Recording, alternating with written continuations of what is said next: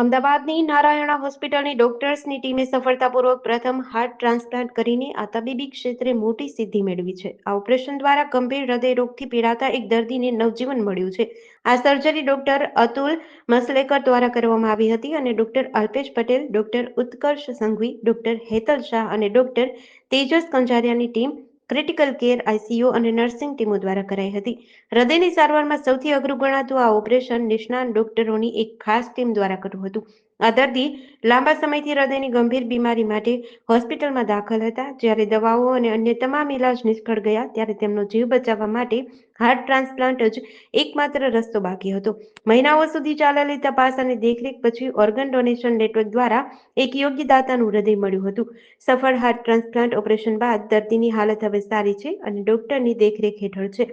પોતાની કૃતજ્ઞતા વ્યક્ત કરતા દર્દી અને તેમના પરિવારે નિસ્વાર્થ ભાવે અંગદાન કરનાર પરિવારનો આભાર માન્યો હતો. મારું નામ ડોક્ટર હેતલ શાહ છે. હું નારાયણા મલ્ટી સ્પેશિયાલિટી હોસ્પિટલમાં કાર્ડિયાક એનેસ્થેટિક્સ અને ઇન્ટેન્સિવ કેર સ્પેશિયાલિસ્ટ તરીકે સેવા આપી રહ્યો છું. આજના ઉપલક્ષમાં જે ભેગા થયા છે કે હાર્ટ ટ્રાન્સપ્લાન્ટ એ શું હોઈ શકે અને હાર્ટ ટ્રાન્સપ્લાન્ટ કોને કરી શકાય. જે દર્દીઓ જેમને ક્લાસ 4 હાર્ટ ફેલિયરના સિમ્પટમ્સ હોય, એટલે એવા દર્દીઓ કે જેમના થોડું ચાલવાથી શ્વાસ ચડી જતો હોય, શરીરમાં પાણી ભરાતું હોય, ફેફસામાં પાણી ભરાતું હોય, પગે સોજા આવતા હોય અને એમને બીજી કોઈ થેરાપી આપણે આપી ન શકતા હોય, કે બાયપાસ ન કરી શકતા હોય, એમનું વાલ્વનું રિપ્લેસમેન્ટ ન થઈ શકતું હોય, વાલ્વની સર્જરી કે વાલ્વ બદલી ન શકાતો હોય, અથવા એમને જે મેડિસિન્સ અવેલેબલ છે એ મેડિસિન્સથી પણ એ ઓપ્ટિમાઇઝ ન થઈ શકે, તેવા દર્દીઓને હાર્ટ બદલવાની કન્ડિશન આવી શકે છે. હાર્ટ બદલાય ક્યારે? જ્યારે કોઈ બીજું હાર્ટ આપે ત્યારે, કારણ કે આ તો કોઈ કારખાનામાં બનતું નથી. એટલે કોઈક એક આપણા જેવો વ્યક્તિ જે હેલ્ધી હોય અને એને કોઈ કારણસર, ધારો કે રોડ અકસ્માત થયો અથવા કોઈ ઉપરથી નીચે પડી ગયા અથવા કંઈક કારણસર એ બ્રેન ડેડ થઈ ગયા, માન લો કે મગજમાં હેમરેજ થઈ ગયા, તો એવા કેસમાં જ્યારે એવું મેડિકલી સર્ટિફાઈ થાય કે એ બ્રેન ડેડ થઈ ગયા છે પણ એમના બીજા ઓર્ગન નોર્મલ કામ કરે છે, જેવા કે કિડની, લીવર, હાર્ટ, તો એવા દર્દીને એમના સગા જો કન્સેન્ટ આપે તો આવા દર્દીઓ જે લોકો સફર થઈ રહ્યા છે એ લોકોનો જીવ બચી શકે છે. એક માણસ જો બ્રેન ડેડ થાય તો બીજા 8 જણાની જિંદગી બચાવી શકે છે. એ 2 ફેફસા, 1 હાર્ટ, 1 લીવર અને 2 કિડની, આટલું એ આરામથી, અને ઓબ્વિયસલી આંખનું ડોનેશન, કોર્નિયાનું ડોનેશન એ કરી શકે છે. ઓપરેશન પછી નો ટાઈમ થોડોક ડિફિકલ્ટ હોય છે અને એ યુઝ્યુઅલી 3 થી 4 દિવસ આઈસીયુમાં રહેવું પડતું હોય છે. એનો સ્પેશિયલ રૂમ હોય છે. એ નોર્મલ આઈસીયુમાં આવા દર્દીઓને આપણે રાખતા નથી હોતા.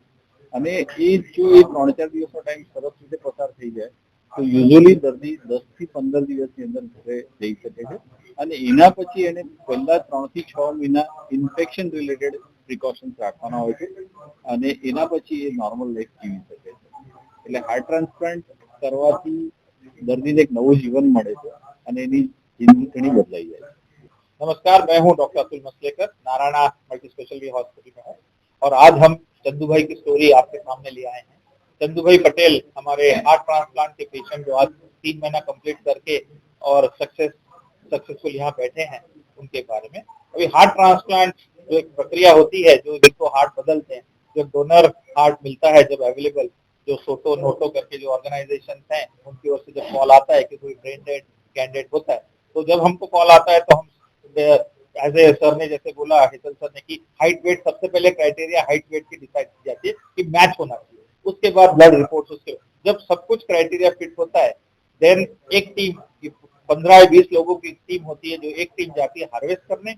हार्वेस्ट यानी कि जहाँ पे वो ऑर्गन जो देने वाले ऑर्गन है उस हॉस्पिटल में जाके हमको हार्ट लाना पड़ता है, और हार्ट हम लेके ग्रीन कॉरिडोर से लेके तब तक एक टीम यहाँ जिनमें हार्ट लगने वाला है उनकी बॉडी तैयार, उनके पेशेंट को हम रेडी करके उसमें heart transplant we have to put the heart into proper. फिर ऑपरेशन के बाद यूजुअली हार्ट को रेस्ट करके 4-5 कलाक का ऑपरेशन होता है और पेशेंट की धीमे धीमे जब रिकवरी होती है तो 2-1 हफ्ते में पेशेंट घर चल जाता है। आज we are fortunate that Chandu bhai has completed 3 months and we are very grateful that he has had so much faith in us and we are grateful to God to give us such good results. फिलहाल आज तक गए 8 साल पहले जब first time Ahmedabad में transplant हुआ होता सिम्स हॉस्पिटल में, और आज UN Mehta is a leading institute जो आई थिंक 66 हार्ट ट्रांसप्लांट कर चुके हैं, followed by UN Mehta, and बाकी और 3 एक हॉस्पिटल्स हैं और बाद में हमारा नंबर जो हमारा पहला था। और चंदू भाई ने अभी तक ऑलमोस्ट 3 महीने कंप्लीट कर चुके हैं। उनकी एक हार्ट की बायोप्सी जो रिजेक्शन चेक करने के लिए होती वो भी एक हो चुकी है, वो नेगेटिव है। सैटरडे को हमने इको देखा, जो हार्ट के जो चेम्बर्स होते हैं, right heart left heart function, वो सब नॉर्मल है। चंदू भाई इम्यूनोसप्रेसिव थेरेपी पे है और धीमे धीमे 6 महीने के बाद हम उनको आम जनता के सामने अलाउ करेंगे बाहर घूमने के लिए।